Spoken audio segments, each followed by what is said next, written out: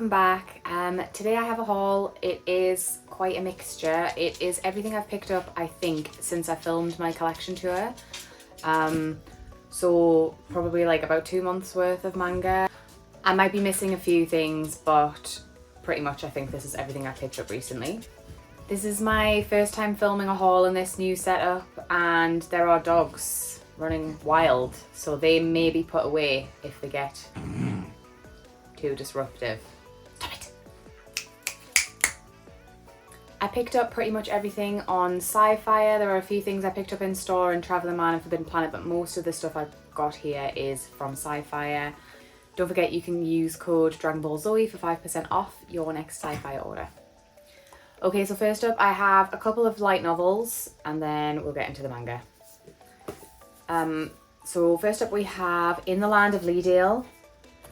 I really love the manga for this series and it seems to be really slow releasing. So I thought I know there's quite a few light novels, so I thought I'll pick it up this way. I've enjoyed reading the light novels for Apothecary Diaries and My Happy Marriage. I like the extra detail you get in the novels, so I'm excited to read this and hopefully get like quite a bit further than the manga eventually.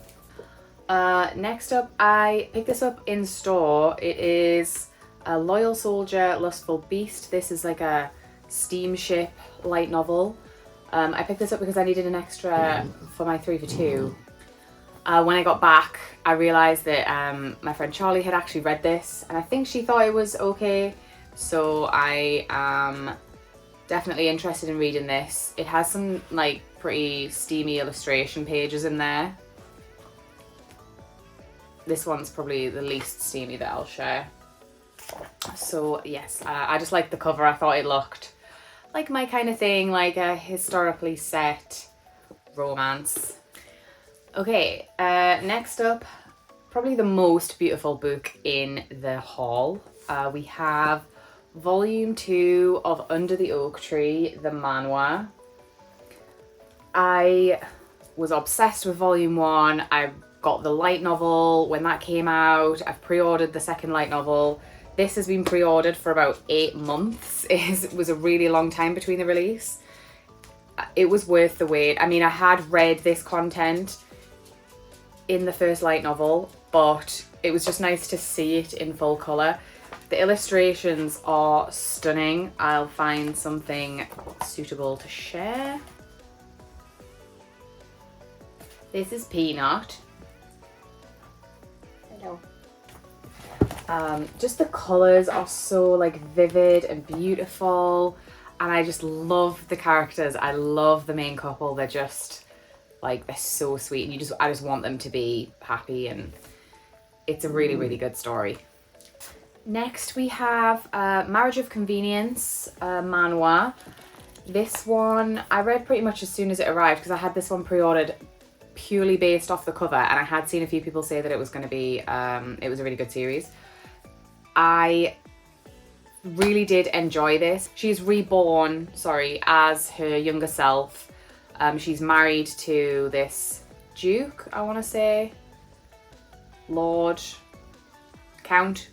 She's married to a count, and they have a very miserable life together, and she ends up dying quite tragically. So she wants to change how her life turns out, and kind of suddenly has like a personality transplant. So everyone who, like all the servants and everyone, is kind of shocked. They're like, who is she? What's she doing? I like those kind of stories. So I'm interested to see where this one goes. I don't know when the next volume is out, but I will be picking it up definitely. This one I don't really think it counts as a manhwa. It's a full colour, and I didn't really know which category to put it in. Veil. This was such... I don't know how to describe what this was. I did like it. It is full colour, and the art style's really unique. It's got like,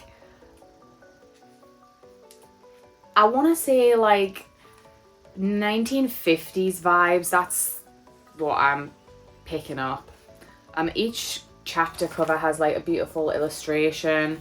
There are like just random illustrations kind of in between the chapters. The chapters are very short and episodic, and it just follows this couple, like how they meet and they end up working together.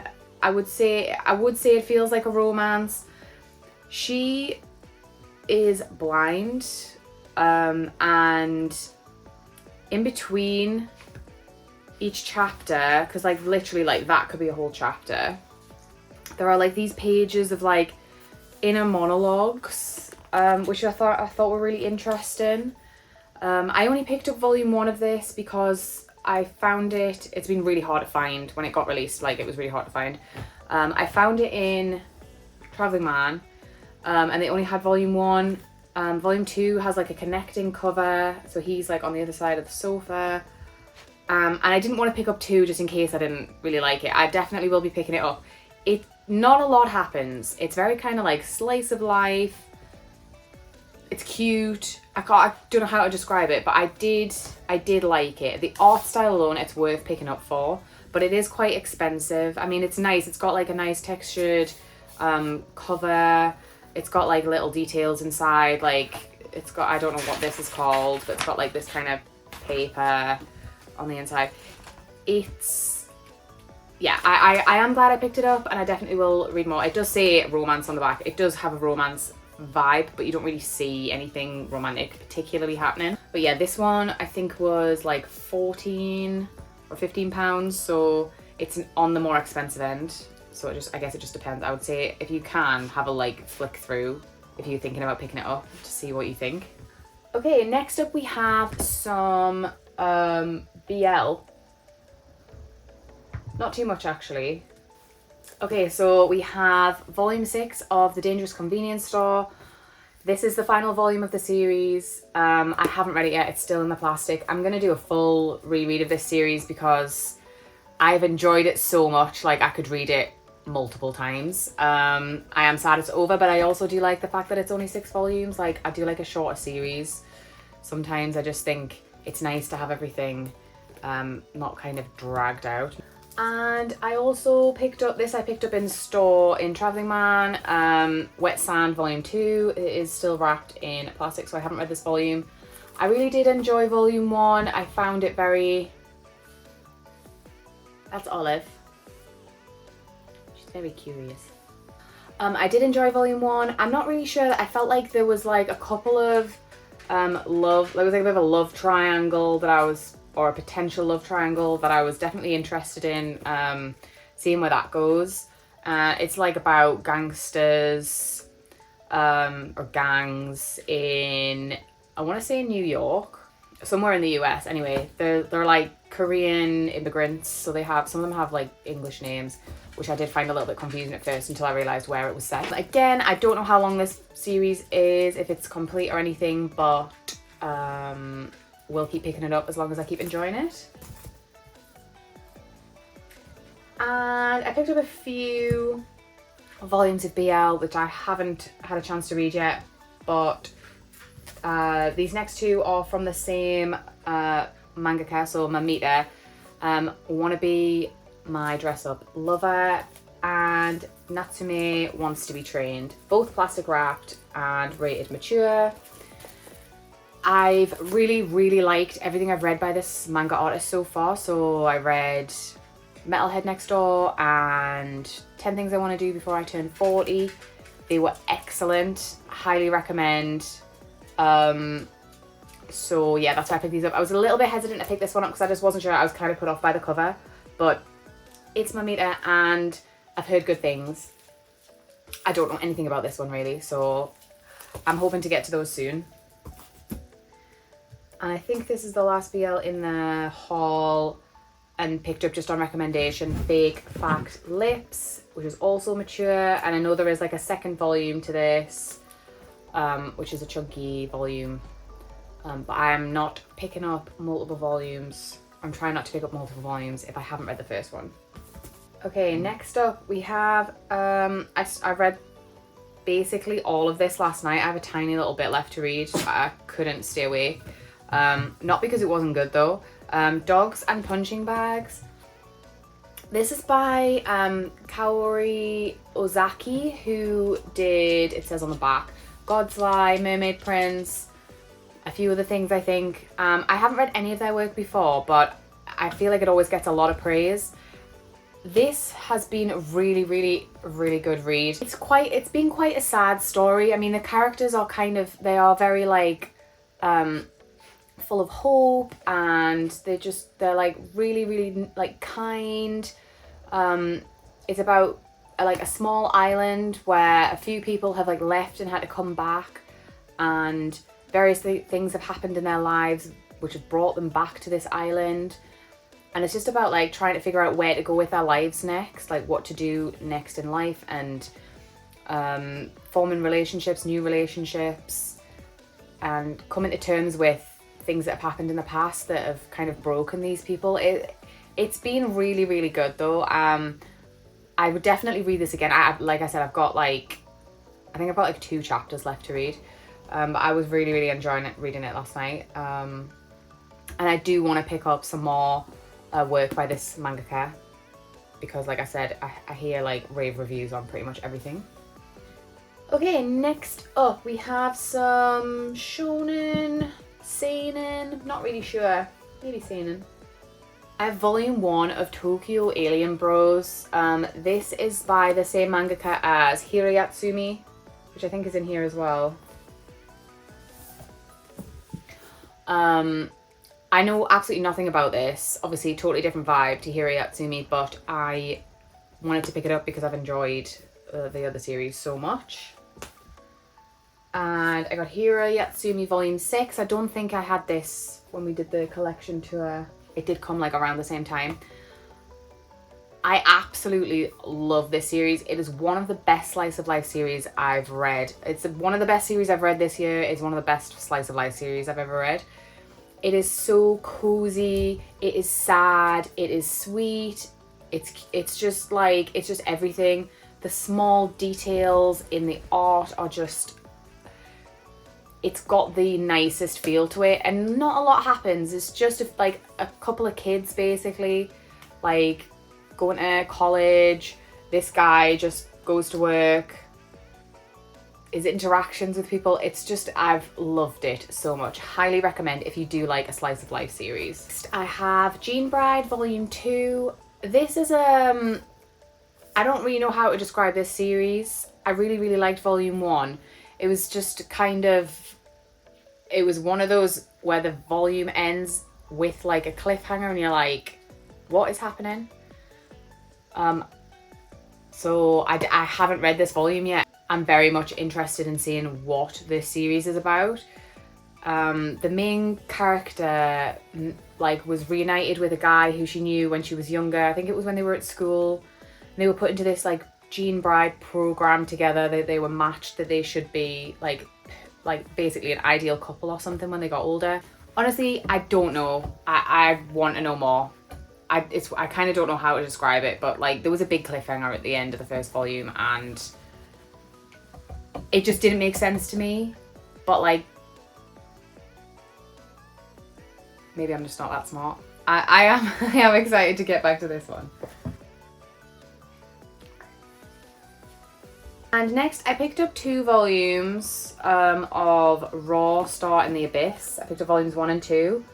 I have only read volume 1 so far, but I'm planning to read volume 2 soon, because it's one of those series I feel like it's probably best to kind of binge it. Again, I feel like it's like a what is going on sort of series. This had definitely the vibes of Boys Abyss, which is like a awful series where basically it's awful because the main character is just treated disgustingly and all these terrible things happen and they just keep happening and it just gets worse and worse. That feels like this from the first volume. Her family dies when she's young and she's sent off to live somewhere, and they are just absolutely disgusting. Like, they're horrible to her. They keep her locked in the house. She's like, it's just awful. And again, and by the end I was like, what is happening here? So I am definitely wanting to know what happens next on this one. Not a happy series at all. Okay, next we have Dragon and Chameleon. This one was recommended by Manga. This one is about, I believe it's about two mangakas. One is like a veteran mangaka and another is like an up and coming or like wants to be a mangaka. And they like switch bodies or something. So I haven't read this one yet. I like the sound of that, and also the art, like even just on the back cover, looks pretty special. So that one should be interesting. Next up we have Komi Can't Communicate, volume 35. I might have also picked up 34 since the collection tour, but we have volume 35. I don't know what else I can say about Komi at this point. I know it's finished now, or it's nearly finished in Japan, which makes me very sad. But it has been a journey. I've absolutely loved this series. I know a lot of people have dropped off, but I don't think I'll ever stop loving Komi. It is basically just a super fun slice of life with a bit of romance. Next we have Apothecary Diaries volume 14. I always have Apothecary Diaries on pre-order, so I like to get it as soon as it comes out because I am obsessed, like so many other people. And this volume, I had already read the light novels, so I like knew what was coming, but it was nice to see it like drawn out in the panels. I can't really go into detail about the volume, but it is just more mystery and it's just so well written. Okay, the next few I haven't read, but they've all come relatively recently. So we've got Firefly Wedding volume 4. I don't think I've read volume 3 of this one, so I'll probably do like a double back-to-back for that. This is a strange series in that it's not like a historical romance. The guy is the giant red flag, super unhinged. And this woman is just doing what she can to survive. I don't know if I want a romance to actually blossom. Like, I don't know if I actually want them to get married. I don't know how I want the series to go. I am enjoying it though, and I feel like she's just getting, like, she's just growing more and more every volume. So I am enjoying reading it so far. Okay, so next is a lot of shoujo, I think. The Emperor's Caretaker volume 4. This one is very sweet, cute, historical, set in the palace. This woman who was a prospective bride for the Emperor has become his caretaker because she's quite a lot older than him, and there is a kind of, she is interested in this character. I'm hoping there will be like a blossoming romance there because he's hot. So we'll see about that. Then we have My Girlfriend's Child volume 8. I haven't read this particular volume, but we are getting quite far through the pregnancy, and it's still just really, really sad and hard to read sometimes, but it's a beautiful like series, and their relationship, these kids, is so sweet. I'm not sure how many volumes this is. I feel like it's like, it might be 9 volumes. This might be the second last volume, or I could be wrong. But I know it is coming to an end soon. Hopefully no more horrible interactions with any of their family members who like are not supportive, but that generally is the ongoing theme, which is such a shame. This one as well has kind of a really unique art style, and there's something like quite simple about it, but I do really like it. Next we have, this has been one of my favorite shoujo reads definitely this year. I haven't read this volume yet. I'm kind of like trying to make it last because I don't know when the next volume is out. Colette Decides to Die. This is volume 4, Omnibus 4, so volumes 7 and 8. This is such a good series. I'm not sure when it was originally released in Japan. It was a few years ago. I think it says 2017. It is about this girl who is an apothecary, and Hades, Lord of the Underworld, her interactions with people, just like healing people, healing him, their relationship that I need to see like more of. In the last volume, I feel like there was definitely like kind of him coming to terms that he had feelings for her, but he was kind of unsure about it. I just love it so much. I can't get enough. I think there'll be 10 omnibuses, so we still have quite a lot of content to come. And another shoujo I absolutely love, The King's Beast, volume 16. The art for this is absolutely stunning. Try not to show too much, that might be a spoiler. I think this is now complete in Japan at 20 volumes, which I do feel like it's kind of coming to an end. Like at this point, it feels like it's starting to wrap up. This series features Arjun, which originally came about in Dawn of the Arcana, this mangaka's first English printed series. And I've said it before, and it seems to not be the popular opinion, but like I did not enjoy Dawn of the Arcana. I read it as a teenager. Like I picked it up, I think, as it was being released, and at the time I think I enjoyed it, and then I reread it like 2 years ago or a year ago, and it was such a letdown. Like, just, it's beautifully drawn, her art is stunning, nothing happened. Like, I just felt like the characters fell flat, and the world building was just a letdown. And then I went into The King's Beast just kind of anxious that it was going to be the same, and it had just, the time between finishing that and starting this, she's just like took it to the next level, in my opinion. This is so well written in comparison, and it's set in the same world, but it isn't really. I don't think you need to read Dawn of the Arcana to read this and enjoy this. Definitely not. And if you just try to decide between the two, I recommend this is the best one to read. Okay, and then I have The Eccentric Doctor of the Moonflower Kingdom, volume 11. This just came the other day, and I was like, oh yeah, I might read that, because I think I've only got a couple of volumes to read, and I haven't ordered volume 10. I don't know how that happened. I have since ordered volume 10, but I can't read this, which is a shame. I do really like this series. A lot of people originally, when it first came out, kind of compared it to Apothecary Diaries, because the main character is like a doctor, a healer, and she's very, very knowledgeable about like medicine and things.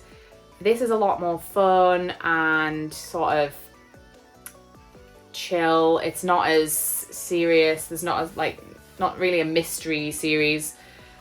I do like this. I don't feel like I love it as much as I first did, and to be honest, once I'm up to date, I'm kind of gonna maybe reevaluate if I want to keep picking this up. I don't know if it's coming to an end soon or not.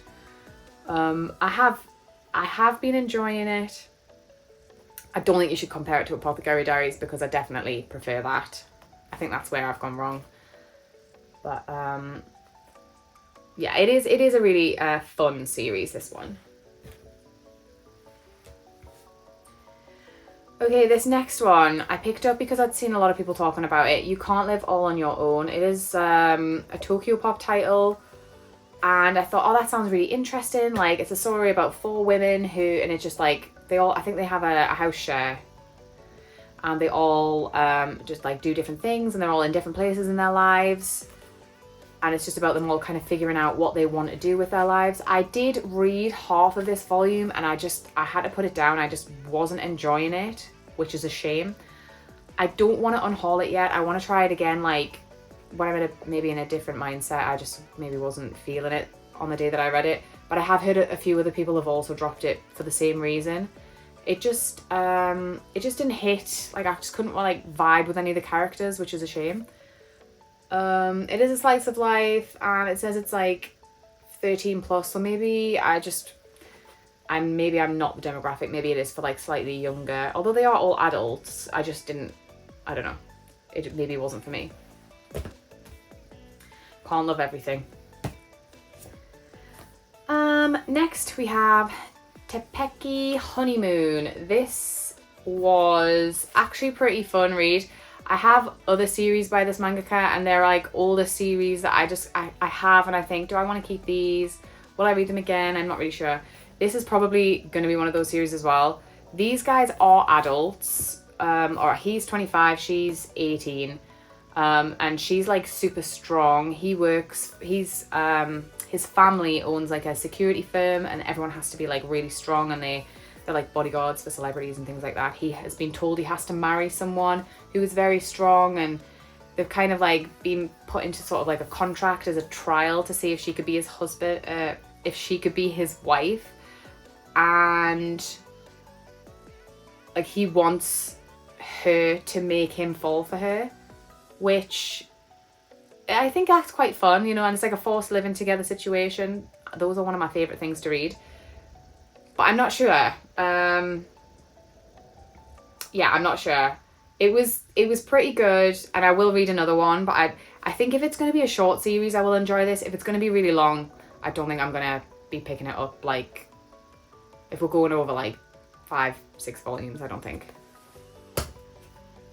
Her other series are quite short as well, so maybe. Then we have Double Trouble Twice as Nice. This was really good. This is exactly the sort of thing I like to read. Heard mixed reviews on this one. This guy is 18, and when he doesn't have this choker necklace thing on, he becomes, I want to say like a 5-year-old. His body like changes to a 5-year-old's body, which is weird, but he is 18. He's not like a 5-year-old that can become an 18-year-old. He's an 18-year-old who can become a 5-year-old. Random.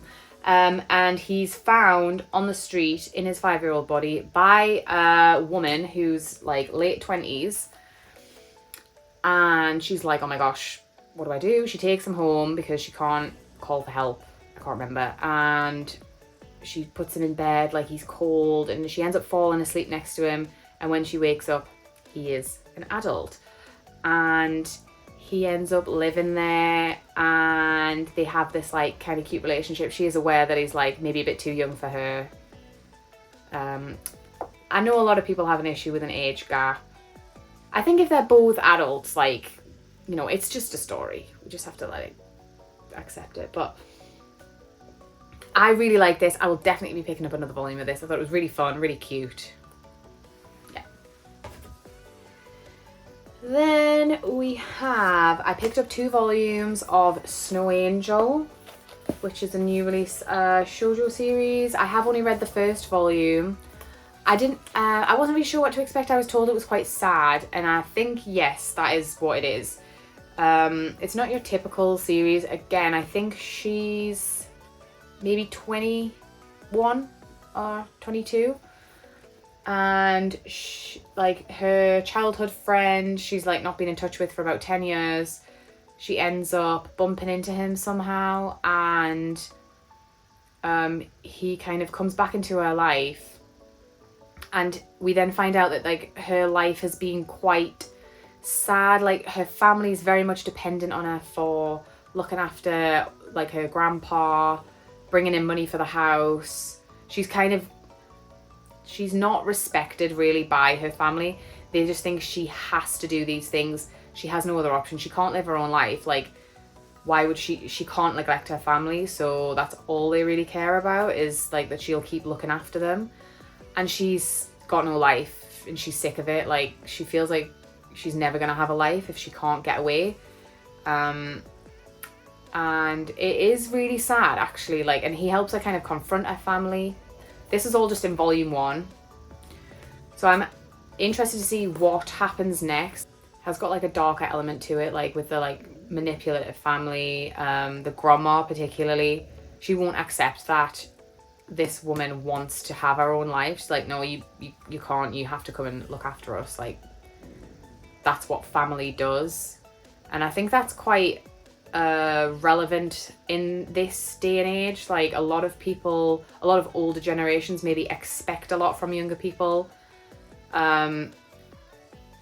and I think if she was treated with love and respect, she would have no issue staying and looking after her family. But because they don't even really appreciate what she does, it's much harder. for her to want to stay and help. So yeah, it was really, really good. I definitely will be reading more and probably picking up more of this one as well. Next, I picked up 2 volumes. I did a few 2 volumes and I said I wasn't going to do that, but anyway. This one I picked up on recommendation from Charlie, Stomp Kick Love. I've only read the first volume so far. This one I wasn't sure about, especially like the first kind of chapter or 2. They are adults and they like meet up at a bar every week, just like as friends. And then they end up having more of a relationship, but she's kind of in denial that she would like him. He kind of wants her to like him. I'm not really sure how I feel. I am going to read the second volume, but I don't know if this is going to be one that I pick up. It just didn't, I don't know if it just wasn't quite right for me. But it is definitely more of an older romance. It says older teen, but definitely like an older romance series. Next we have Sheltering Eves Volume 4. This is a very sad series. These guys in Volume 1 were just children and now they are adults and out in the world trying to just kind of live their lives after everything that's happened to them throughout their childhood. I want them more than anything to be happy together, but this mangaka is good at writing very realistic scenarios and not everybody gets a happy ending in real life, and I feel like that is potentially where this one might go. Or there will definitely be some struggles, some trials before they get to that point. Yeah, this one is definitely an emotional series. Okay, then we have Love That Is an Understatement Volume 2. This one is released on the Kodansha print thing. Can't remember what it's called. This one is not just available, I don't think it's available in stores. I did order it online. I ordered it from Amazon and it got cancelled, and then I got it on Blackwell's, was the only place. I was very lucky. I got like a very nice spine. It was the right height compared to like all the other volumes, because I know some people got like the spine was over here, or it was really skinny, or it was like this much taller. This is a beautiful shoujo series. It's so nicely drawn. The characters are adorable. I just can't get enough. In this volume, it's only volume 2 and they're already like sharing their feelings for each other. He's like, he comes across as like being a bit of a delinquent, but he's not. He is so cute and he really, really likes her, definitely. He rides a motorcycle. He's very cool. And she's super smart and yeah, obviously questioning like whether she should be having feelings, but obviously she does. It is absolutely lovely. I love this series. Can't wait for more. Hope that future volumes are easier to pick up, because I didn't get that straight away. It was quite late. There's a little bit more. Okay. Next we have Suzuki-kun's Mindful Life. This one is also a really, really cute, I would say shoujo slice of life series. I read this one yesterday and this guy is just like, I wouldn't say he's in touch with his feminine side. He just has hobbies that are probably like not the norm for a teenage boy. He likes baking, he likes cleaning, sewing. He loves looking after his little sister. She's like 5 and is adorable. He looks scary and he's never really had friends before. And when he gets to high school, he instantly makes a friend, kind of accidentally makes a friend with this really cute little this guy who's like teeny tiny in comparison to him. And it was so nice, and the characters he interacts with, who he's expecting to dislike him because of the way he looks, or if they find out what he's interested in, he's been picked on for that before. But they all accept him for who he is, which I really like. You know, there's not like particularly been anything negative. There hasn't been any negative characters, at least in the present. You know, there's flashbacks of the past. So I definitely will be picking more of this up. It was really, really nice, feel good kind of read. I was going to say the last of this is mostly like steamship, but I've just found a BL that I had misplaced. So I also picked up and read Bergamot and Sunny Day. I picked this up because KK-chan said it was very good, and love me a BL pickup. This one is like an age gap. This guy is a cafe owner, and this guy works at the cafe, and they start a relationship. It's very cute, wholesome. It is mature, but like there's not that much mature content, I don't think. Yeah, it was just a really nice read. I did enjoy this one. Most of these new steamships I haven't read. I'll go through the ones I have read first. So there's Don't Hold Back Lord Hades. This is beautiful. This one is about Hades and Persephone. And it is very, very explicit from the first page. Very much enjoyed it. Then this one is, I think it's just rated older teen, so I don't think there was anything explicit in this. And it was kind of, I didn't know what to expect. It's called Loving Moondog. I have volumes 1 and 2. The art on the cover is what has put most people off from this series, which I definitely get. I feel like the covers have done this series dirty. I think it's her face, like it's her mouth. Like it is. Or it's both of their mouths. This woman is a dog groomer, and she finds a stray dog on her way home, takes it home one night, and when she wakes up in the morning, the dog has become a man. He can turn into a dog. I can't really remember the details on how he can do that. And he wants to be with her. I don't know if they actually do anything. I think they kind of do in volume 1. The art is kind of, I don't think it's as bad like when you're reading it. The covers are not great, but I don't think it was terrible. And the story itself, if you don't mind like a character that can turn into a dog, like because he is a man, he just can turn into a dog. I don't know why he can do that. I quite liked it. I probably will pick up more, but yeah, it wasn't like an explicit series. It was quite, I don't want to say wholesome because I don't feel like that's the right word, but it wasn't steamy. These last few are all still wrapped in plastic because I haven't got to them yet. I'll start with this one because my lovely friend Charlie just sent this to me. His Sensual Whisper, The Voice That Sets Me on Fire. I'm really excited to read this one. Apparently this guy has like a really sexy voice and she's really into it. Love that. Eek. At Your Service in Another World. Sorry, wanted to pick it up. This one I picked up on recommendation from Manga, Shindu-kun's Tight Squeeze, Helpless Against His Alluring Touch. So that sounds like my kind of thing. And this last one is just called Sex Drive. All of these are mature and wrapped in plastic. So yeah, I think I have probably missed out a few things that I picked up, but overall that's pretty much everything I picked up from about August to the beginning of October. I've just placed another order yesterday, so I'm excited to get some of those things.